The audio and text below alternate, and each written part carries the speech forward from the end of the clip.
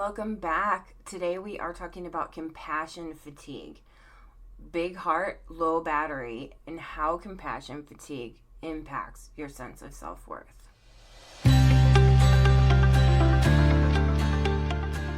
Hi there, everybody. Welcome back to your Emotional Support Podcast. I am your host, Noelle, and today we are talking about compassion fatigue. It's that emotional exhaustion that comes from always being the one who cares for others, whether that is just your everyday home life. We talked last week about being the default parent, whether that is your career, being a helper, someone who deals with and struggles, to help other people with their trauma and their problems in a, day in, day out basis.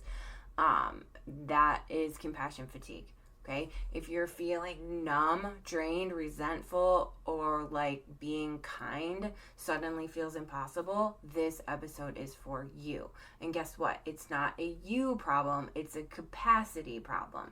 Okay, I have an actual course about this that I provide for counselors because it's such a huge thing. Like, we need to make sure that we are taking care of ourselves, because we take on so much of other people's problems and trauma and stories and everything, and that can get really heavy, and then we don't have enough capacity to take care of ourselves because we're holding on to all of this stuff for everyone else.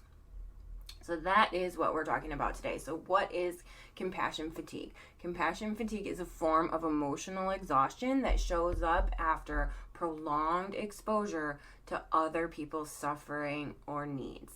Okay, it's very common in caregivers, parents, therapists, nurses, teachers, EMTs, anyone who is kind of always emotionally on for others. I was just actually talking about this with my hairdresser, right? Because she is constantly listening to other people kind of unload on her too. The symptoms can be emotional numbness, irritability, detachment. You can have some guilt for like not caring enough, and you can have some of that identity burnout. Okay. You didn't lose your empathy, you just ran out of places to put it. Okay. My school counseling colleagues and I would talk about this a lot. We would get to a point where we were just like, I've had enough. I can't be empathic to these people anymore, and we worked in a middle school, and so kids would come to us with you have the whole gambit of, different issues.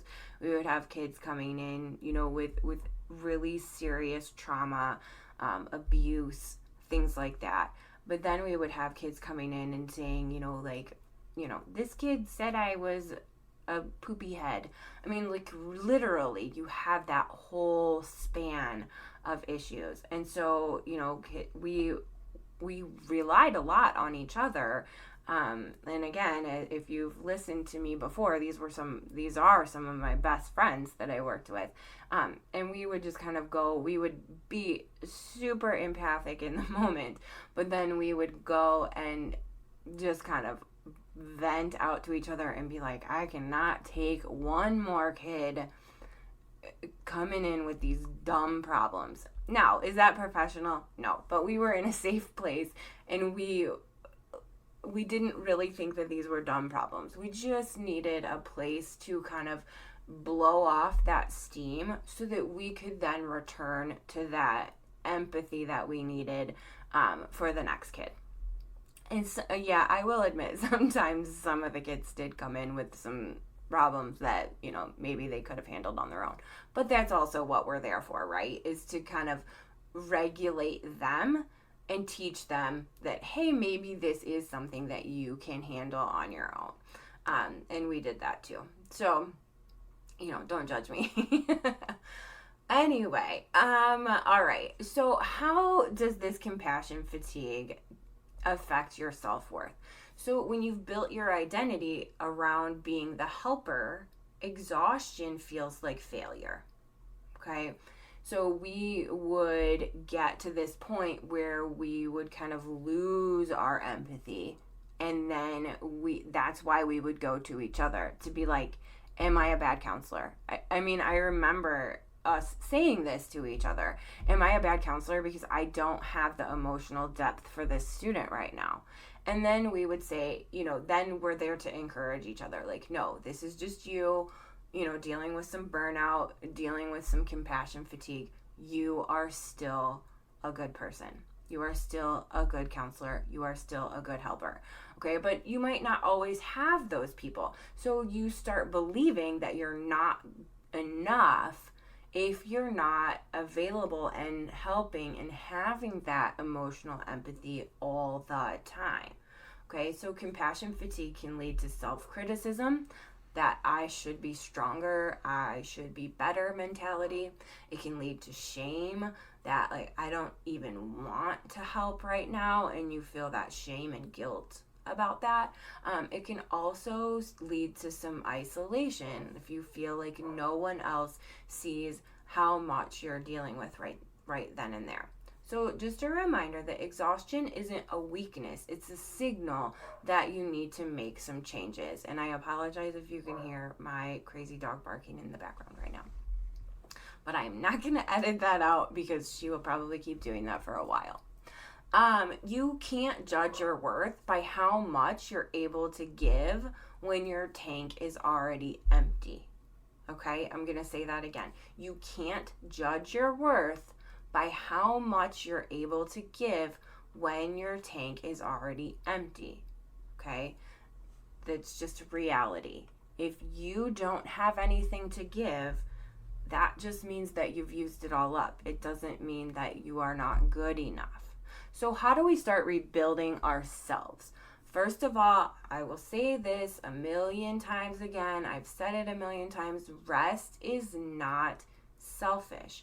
Rest is repair. Rest is taking care of yourself. It is not selfish. Compassion for yourself first sometimes is the most important thing. How you care for others is to make sure that you are in the right space first.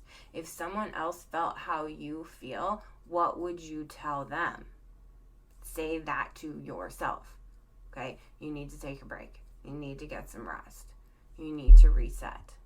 Set boundaries with guilt.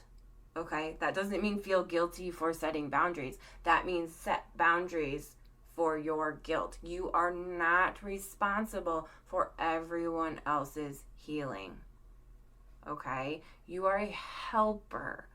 You are not there to solve everyone else's problems. You are there to help and guide and assist. You cannot take on everyone else's everything. So set boundaries with that. Don't let yourself feel guilty if you are not able to fix and solve everything every time. And that's really hard for people, I know. Refill your cup on purpose. I've done several episodes on self-care and what that looks like. But just laugh. Be quiet for a little while. Move purposefully. Go to therapy if you need to. Make sure you're getting enough sleep. Make sure you have space in your world for you. And then reclaim your worth. You're not just valuable when you're being useful. You're valuable when you're being you. You're valuable when you just are. You just are valuable. Okay, so let's recap this. Compassion fatigue is not a moral failure. It's a call for restoration, right? It's your check engine light, okay? It is a signal telling you that you need to check yourself, okay? You can't keep going. You're not going to keep driving your car when that check engine light comes on. Well, okay, I know some people who do, but not for very long, right? You're going to go get that checked out. you're going to see what needs to be fixed, what needs to be cared for in your car. Okay, it's the same for you and your ability to care for others, right? When that check engine light comes on, when that compassion fatigue, that burnout starts to hit, you need to take a step back and look and see, what do I need to do to care for myself and make sure that I'm doing everything I can to be the best helper for others. Okay, so here's my challenge to you. Identify one way you're over giving right now, and where can you pull back a little bit. Okay, it can just be a little bit to start, because I know that giving that up is really hard for people, especially when that is a huge part of your identity. I mean, I am a mom and I am a therapist, and so being a helper is hugely who I am. Okay, so you really have to think about, where am I okay to pull back a little bit? Schedule a moment this week that's just for you. Not earned, not justified.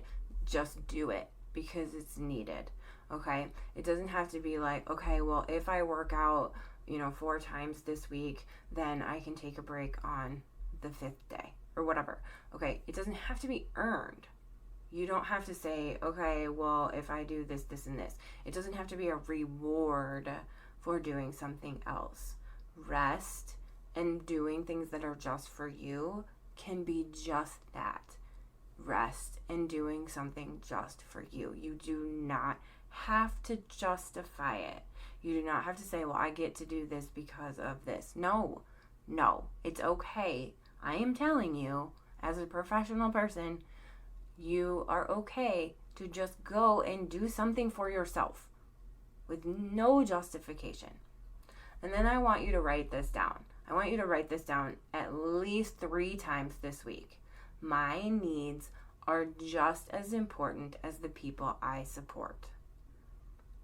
Write it down more if you need to, but write it down at least 3 different times this week. My needs are just as important as the people I support. And then I want you to say it out loud.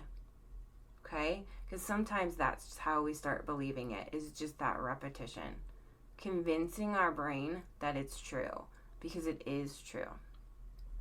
You are just as important as the people you support. Okay, so today's tip that you didn't ask for but definitely need: you are not less worthy because you're tired. You're worthy because you're human. All right, so everybody's challenge is to go check their check engine light this week. And next week we are talking about being a work in progress. So exciting. So come back next week and listen for that one. I am so glad you're here.